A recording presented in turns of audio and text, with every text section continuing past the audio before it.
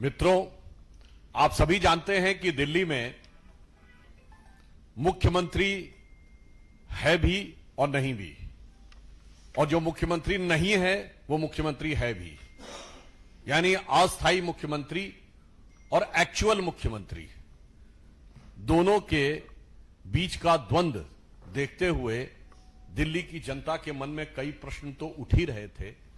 अब संवैधानिक व्यवस्थाओं और कानूनी दृष्टि से भी प्रश्न उठने शुरू हो गए। दिल्ली के सो कॉल्ड एक्चुअल मुख्यमंत्री, जो वास्तविक अर्थों में फेडरल मुख्यमंत्री साबित हुए हैं, जो नित्य प्रति कार्य करने की बजाय उठकर एक सवाल पूछने लगते हैं, जबकि वो भारत के इतिहास की सबसे शक्तिशाली, संख्या की दृष्टि से सबसे शक्तिशाली सरकार उनके पास है, उसके बाद भी वो सवाल पूछते हैं। मगर आज कुछ बहुत गंभीर प्रश्न इस विषय के ऊपर उठकर खड़े हुए हैं कि जो सीएजी रिपोर्ट्स थी, आपको पता है कि सरकार के आर्थिक आय व्यय का मूल्यांकन CAG, comptroller and auditor general के द्वारा किया जाता है, राज्यों में भी और केंद्र में भी। मगर यह एक बड़ी विचित्र बात है कि स्वघोषित कट्टर ईमानदार एक संवैधानिक व्यवस्था के द्वारा अपने सरकार के कार्यों की आर्थिक समीक्षा को न सिर्फ होने देते नहीं देते, नकारते हैं और सदन के पटल पर रखना नहीं चाहते हैं। और इसलिए दिल्ली हाईकोर्ट ने भी, जो प्राप्त सूचना है मीडिया में, उसके अनुसार दिल्ली हाईकोर्ट ने एक ऑब्जर्वेशन यूज किया है कि Delhi government is dragging its feet, यानी अपने कदम खींच रही है इन प्लेसिंग द सीएजी रिपोर्ट, अर्थात दिल्ली की सरकार सीएजी की रिपोर्ट सदन के पटल पर रखने से कदम पीछे खींच रही है। यह दुर्भाग्यपूर्ण है। The exact word is the Delhi government is dragging its feet in placing the CAG report is unfortunate.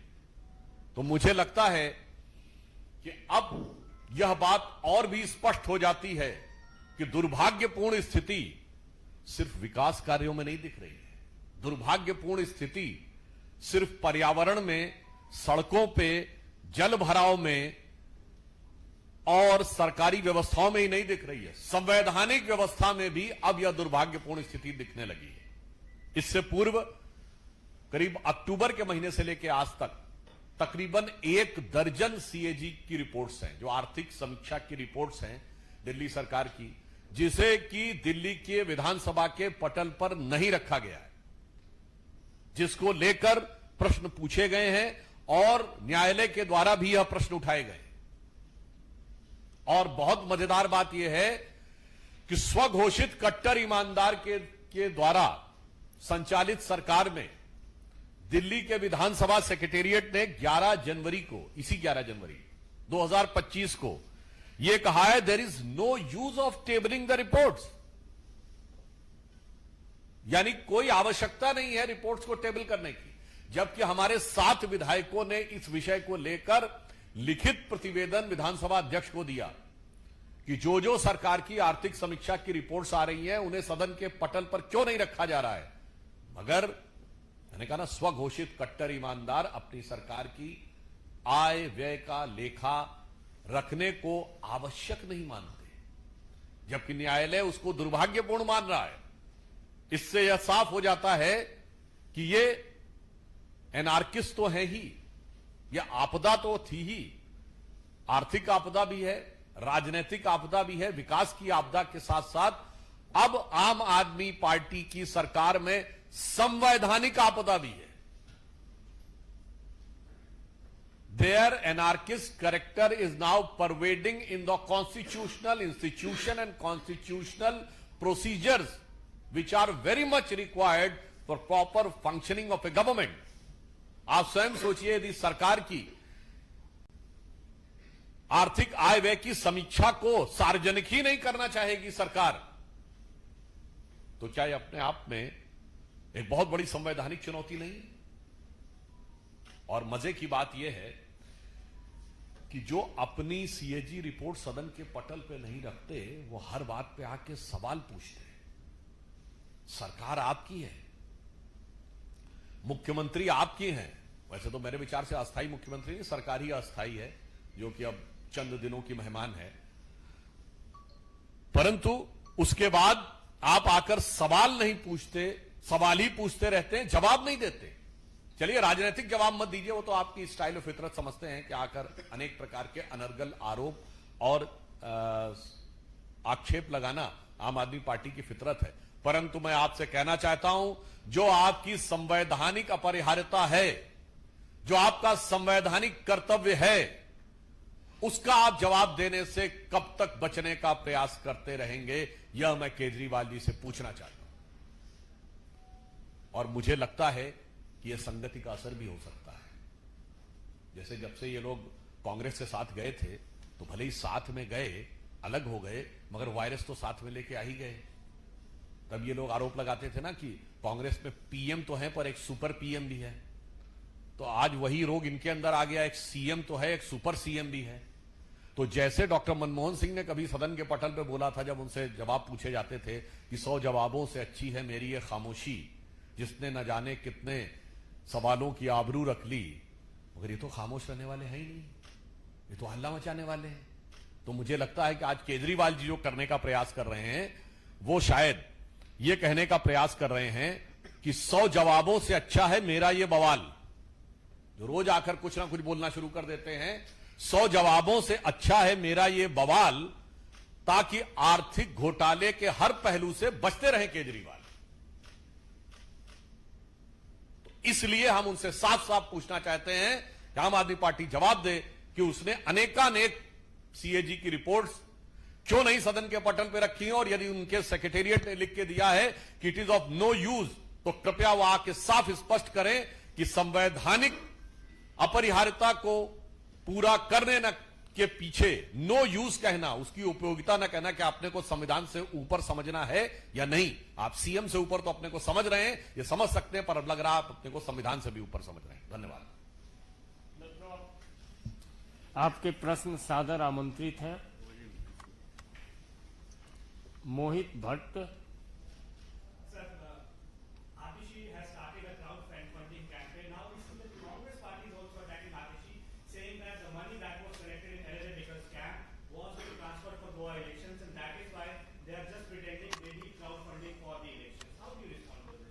नहीं, वो कई बार होता है, आपने देखा होगा, जब आदमी दारू के नशे में ज्यादा होता है तो वो दिखाने की कोशिश कुछ और करता है और अंदर से कुछ और हो जाता है। इसलिए वो जितना भी स्वांग रचने का प्रयास करें, परंतु दिल्ली की जनता अब उस हकीकत को समझ चुकी है। मुझे लगता है जैसे आतिशी जी स्वयं एक मुखौटा है, वैसे आतिशी जी का एक कृत्य भी उस मुखौटे के ऊपर एक और मुखौटा है।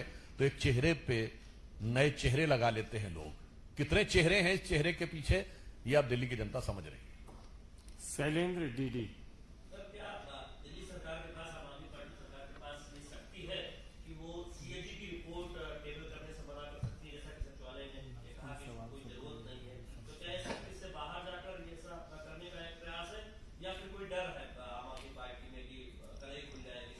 इसमें कहीं कोई किंतु परंतु नहीं है कि अगर कोई सरकार ये कहे कि उसे रिपोर्ट रखने में हिचक है या उससे बचने का प्रयास करे, और फिर न्यायालय की टिप्पणी होने के बाद भी वो उससे बचाव की गुंजाइश करे, तो मुझे ये साफ समझ में आ जाता है और दिल्ली की जनता को बहुत साफ समझ में आता है कि इसका मतलब कुछ न कुछ बहुत गहरा काला है। परंतु उन्होंने जो कारनामे कर रखे हैं, वो कितना भी बचाव कर लें, वो छुपने वाले नहीं है, क्योंकि कारनामे सीएजी की रिपोर्ट के बियॉन्ड दिखाई पड़ रहे हैं। बस सीएजी की रिपोर्ट से सदन के पटल पे दिखेंगे। एक कहावत होती है, शायद आप लोगों ने सुना हो, कि नेहुरे नेहुरे कहूं ऊंट की चोरी। इसका मतलब झुकते झुकाते ऊंट की चोरी नहीं की जा सकती है। आज केजरीवाल जी वही करने का प्रयास कर रहे हैं। Sanjay Sharma, Indian news.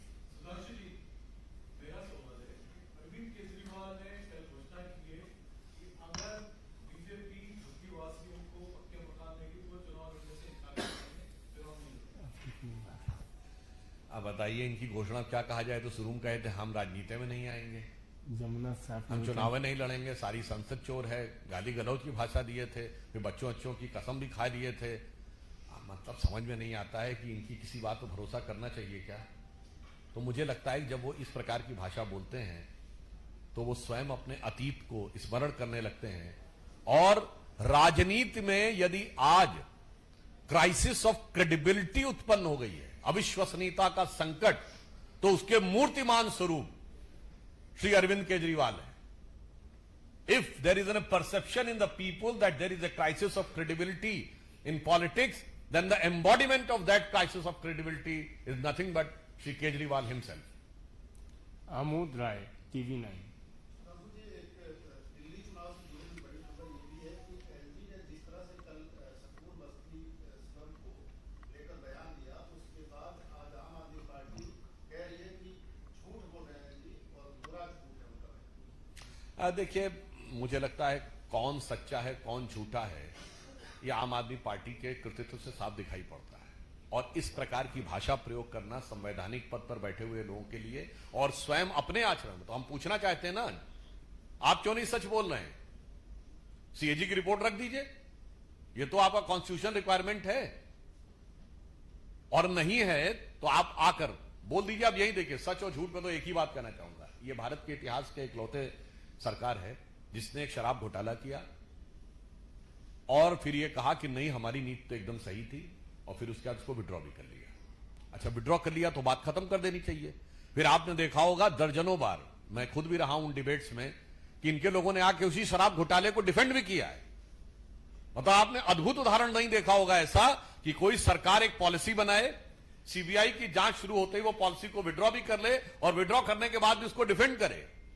इसलिए मैं उनसे पूछना चाहता हूं कि आप कितने भी जवाब देने से बचने की कोशिश करें, परंतु भारतीय जनता पार्टी इन मुद्दों पे आपसे सवालों का सीधा जवाब चाहती है। शिक्षा घोटाले पर आपका जवाब चाहिए, शराब के घोटाले पर आपका जवाब चाहिए, मोहल्ला क्लिनिक के घोटाले पर आपका जवाब चाहिए, and above all the you can say the museum of your corruption, Sheesh Mahal, उसके ऊपर भी आपका जवाब चाहिए। इन चारों से बचने का कितना भी प्रयास कर लीजिए, मगर ये वो सच है जो आपका पीछा नहीं छोड़ने वाला है। सुधांशु जी, मेरा सवाल है, आज की सामना के रणनीति में कहा गया कि जो मीडिया गठबंधन है, दिल्ली वाले कंप्लीट हो जाएं फिर ले लेते हैं, इस विषय के संदर्भ में जो हो वो ले लेते हैं। दिल्ली से जुड़ा किसी का सवाल, शैलेंद्र एक रिपोर्ट आई है जिसमें कहा है कि 2024 में जो मोहल्ला क्लिनिक उसमें जो दवाइयों की कमी थी वो काफी देखने को मिली और 28% कमी आ रही वहां जो लोग जाते थे इलाज के लिए। हाँ, ये मीडिया में आज ये रिपोर्ट आई है कि 2023 के मुकाबले 2024 में 28% कमी आई है। और उसका कारण ये माना जा रहा है कि लोगों को लगता है कि वहां की गुणवत्ता और दवाइयों की गुणवत्ता उन्हें संदिग्ध लगती है। पूर्व में भी आपको याद हो, एक रिपोर्ट ऐसी आई थी कि एक जगह पे तो मोहल्ला क्लिनिक में 539 लोगों का एक दिन में डिस्पोजल हुआ था, जबकि मोहल्ला क्लिनिक का समय है 9 बजे से लेकर 1 बजे तक, अर्थात 4 घंटे मिनट होते हैं 240 मिनट। अब 240 मिनट में अगर आपने 539 लोगों को निपटा दिया है, मतलब निपटा दिया शब्द के लिए इसलिए प्रयोग कर रहा हूं, इसका मतलब 20 से 25 सेकंड के अंदर उन्होंने मरीज को देख भी लिया, उसका परीक्षण कर लिया, उसका डायग्नोसिस भी कर दिया और दवाई के लिए उसकी व्यवस्था भी कर दी। मुझे लगता है कि अभी गूगल ने दावा किया है कि क्वांटम कंप्यूटर बना लिया है, मगर केजरीवाल जी जो अत्यंत पढ़े लिखे व्यक्ति हैं, उनका कंप्यूटर मुझे लगता है कुछ ज्यादा ही तेज है। तो जैसे वो कहते थे ना, चाचा चौधरी का दिमाग बहुत तेज चलता है, तो यहां पर केजरीवाल जी का दिमाग तो तेज चल रहा है, मगर वो ध्यान ही नहीं रख पा रहा है कि आंकड़े उससे मैच नहीं खा रहे हैं।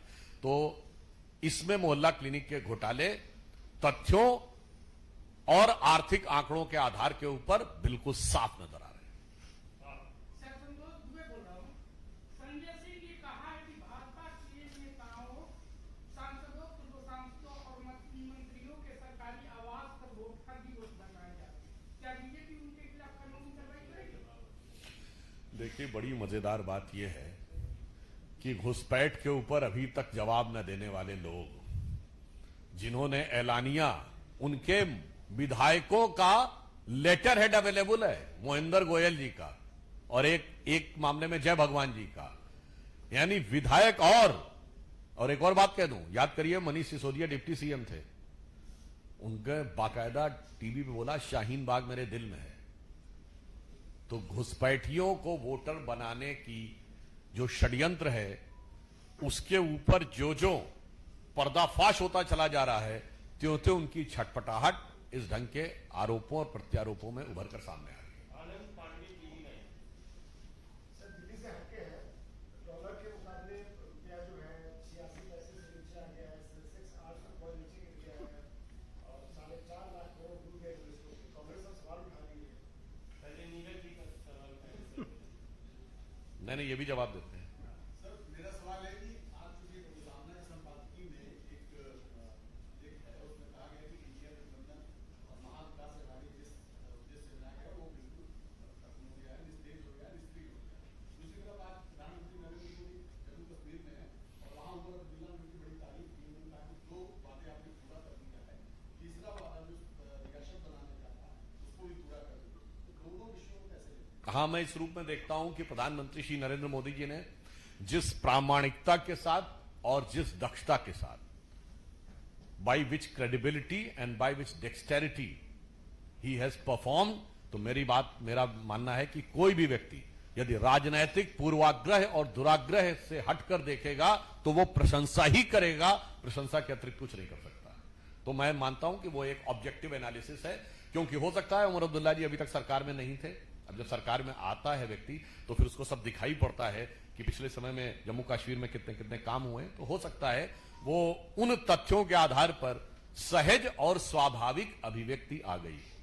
अब रही बात सामना का, तो मुझे लगता है अब सामना को हकीकत का सामना हो रहा है कि इंडी गठबंधन जो कि परस्पर विरोधी विचारों, स्वार्थ और एक दूसरे से को जब बुलाता था तो जानते कैसे बुलाता था? उनको समझना चाहिए कि जब कांग्रेस ने बुलाया था, संजय राउत जी को समझना चाहिए, वो वैसे ही बुलाया था जैसे अफजल खान ने शिवाजी को बुलाया था मिलने के लिए। तो अफजल खान का कद तो बड़ा लंबा चौड़ा था, शिवाजी छोटे कद काठी के थे, मगर वो समझदार बहुत थे और उन्होंने युक्ति से अफजल खान को निपटा दिया था। मगर ये शिवसेना यूबीटी वाले शायद वो समझ ही नहीं पाए और जाकर गले मिल लिए। अब गले मिलने के बाद उन्हें समझ में आ रहा है कि गला दब रहा है, तो इसलिए उस दबे हुए गले की छटपटाहट इन भाषाओं में, इन वाक्यों में उभर कर सामने आ रही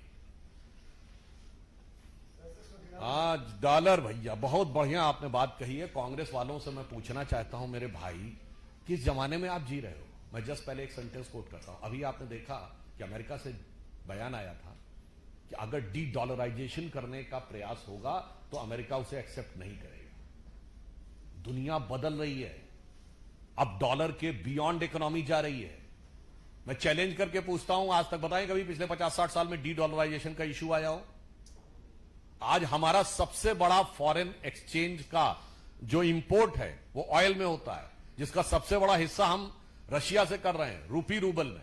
इसीलिए भारतीय करेंसी यूरो के मुकाबले मजबूत है, स्टर्लिंग पाउंड के मुकाबले मजबूत है, जापानीज येन के मुकाबले मजबूत हो रही है, सिंगापुर डॉलर के मुकाबले मजबूत है और चाइनीज करेंसी के मुकाबले मजबूत है। डॉलर की अपनी कुछ समस्याएं हैं और फिर भी मैं ये चूंकि चीन के प्रति बड़ा अनुराग है ना इन पे, तो इनको बताना चाहता हूं, जब आपकी सरकार थी 2013 में, तो जो चाइना का फॉरेन का जो रिजर्व था उसमें फॉरेन ट्रेड 84% होता था डॉलर में। अब चाइना कर रहा है 44% डॉलर में, भारत करता था 100% डॉलर में। अब हम मेजर हिस्सा बगैर डॉलर के कर रहे हैं। तो मैं उनसे कहना चाहूंगा, अमा मियां, वो जमाने चले गए जब रुपया डॉलर की लैला हुआ करता था, मतलब एक बेत पड़ता था और निशान यहां पड़ जाता था, विकैरियस इफेक्ट जिसे आप अंग्रेजी में कहते हैं। मगर कांग्रेस वाले उस विकैरियस इफेक्ट से आज तक नहीं निकल पा रहे हैं। एक बयान अमेरिका में आता है और इनकी पीठ के ऊपर वो बेत छपा हुआ नजर आ जाता है। तो थोड़ी नई आर्थिक परिदृश्य को समझने का प्रयास करें।